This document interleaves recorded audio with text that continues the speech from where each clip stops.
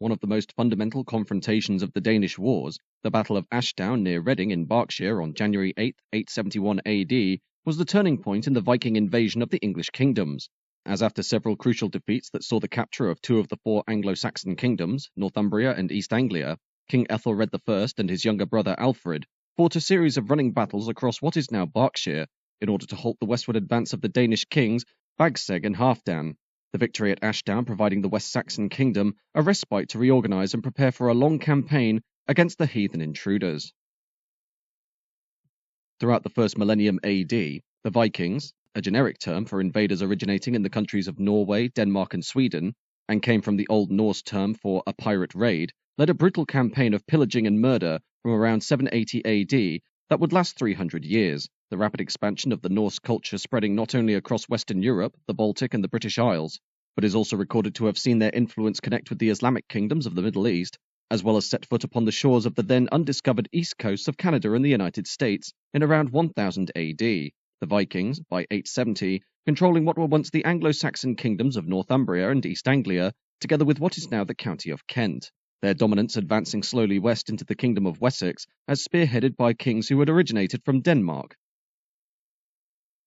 Towards the end of 870, the Danes sailed up the River Thames in their longboats towards the strategically important town of Reading in Berkshire, which sat at the confluence of the River Thames and the River Kennet, and thus allowed for complete control of all movements upon this vital connection between east and west, the raiders landing at Maidenhead before marching upon the town on December 28th, the Saxon defenders, still celebrating Christmas, being easily overpowered, while those not captured with Reading fled west 6 miles to Englefield and set up camp on the west bank of the River Bourne, the river providing a certain degree of protection from any advances made by the Danes coming from the east, while messengers travelled to every corner of the Kingdom of Wessex to inform their fellow tribesmen that a foreign invasion force had captured Reading.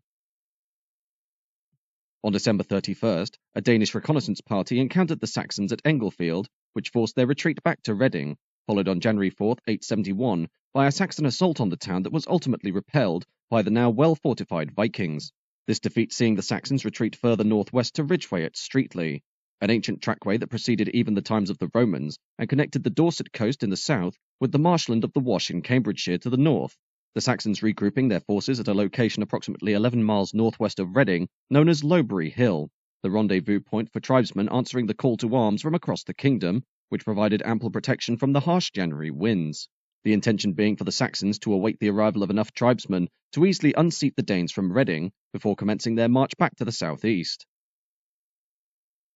The Danes, however, had moved first, with their army having left Reading on January 7th in pursuit of the Saxons, with King Bagsac at the head of his force of approximately 500 to 1,000 men, comprised primarily of infantry wielding heavy two-handed battle axes, while the Saxon tribesmen were mainly farmers with little armour and only armed with shields and spears, the Danes setting up camp at Stairval to the south of what is now Oxford, establishing themselves in a hollow near the edge of the banks of the River Thames, with sentries positioned to alert of any Saxon surprise attacks. The Saxons, by this point, having amassed an army of between 1,000 and 1,500 tribesmen under the command of King Æthelred I of Wessex and his younger brother Alfred, later to be known as King Alfred the Great, the Saxon force being split between Alfred's army on the left in front of Lowbury Hill, while Æthelred moved in from the right, the Danes responding in kind by splitting their army to face the two Saxon flanks, King Bagsac leading the force on the left and one of his earls commanding the right.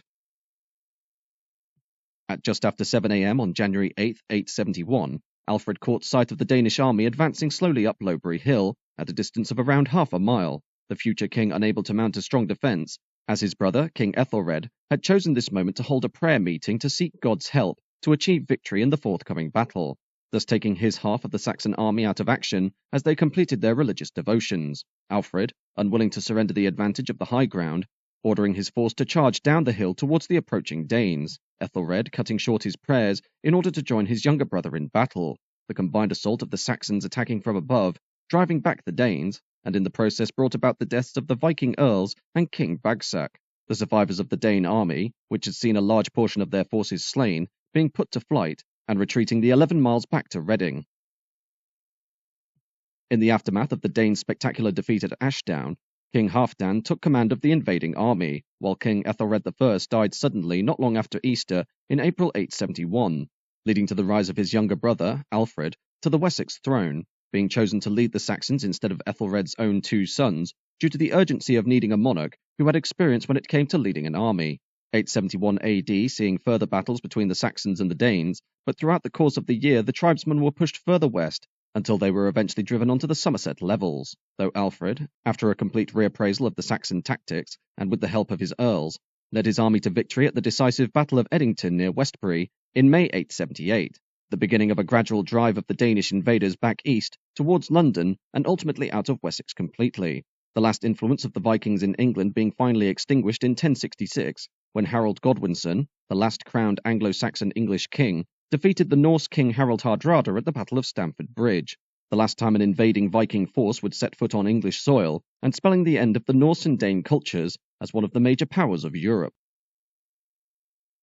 While, in the greater scheme of the Danish wars, the Battle of Ashdown was only a temporary victory for the Saxons, it proved that the far more organised and battle-hardened Dane army could be defeated in combat, and illustrated early on the strength and tactical proficiency of the mighty Alfred, who as a king would ultimately live up to his title of the Great, as he drove the heathen invaders from his shores.